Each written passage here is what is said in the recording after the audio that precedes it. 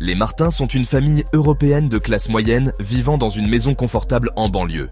La famille est composée de 7 membres, chacun avec sa propre personnalité et ses propres préoccupations.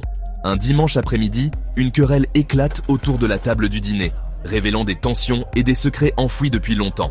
Jean est un homme autoritaire et traditionnel. Il travaille comme ingénieur et est souvent absent, ce qui a créé une distance émotionnelle avec sa famille. Marie est une femme douce et compréhensive, mais elle est également frustrée par le manque de communication dans la famille. Elle travaille à mi-temps comme professeur de musique.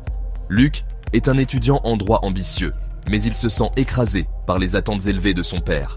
Il cache une relation amoureuse avec une collègue de travail. Sophie est une artiste en herbe, rebelle et indépendante. Elle est en conflit constant avec son père, qui désapprouve son choix de carrière. Thomas est un adolescent réservé et introverti. Il se sent souvent ignoré par sa famille et lutte pour trouver sa place. Clara est une adolescente vive et curieuse. Elle adore la musique et était la seule à vraiment se confier à sa mère. La grand-mère est une figure sage et bienveillante, mais elle est préoccupée par l'impact des querelles familiales sur ses petits-enfants. La famille est réunie autour de la table pour le dîner du dimanche. Jean vient d'annoncer qu'il souhaite que Luc prenne un stage dans son entreprise pour l'été, ce qui déclenche une réaction en chaîne.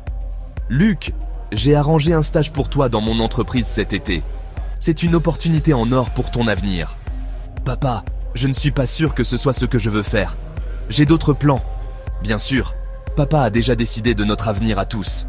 Comme toujours. Jean, peut-être devrions-nous écouter ce que Luc veut vraiment.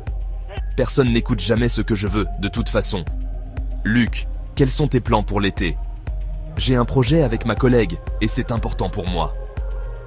Une collègue? Tu veux dire cette fille que tu vois en cachette? La tension monte, et tout le monde commence à parler en même temps, révélant des frustrations et des secrets enfouis. Assez! Cette querelle ne mène à rien. Nous devons apprendre à nous écouter les uns les autres.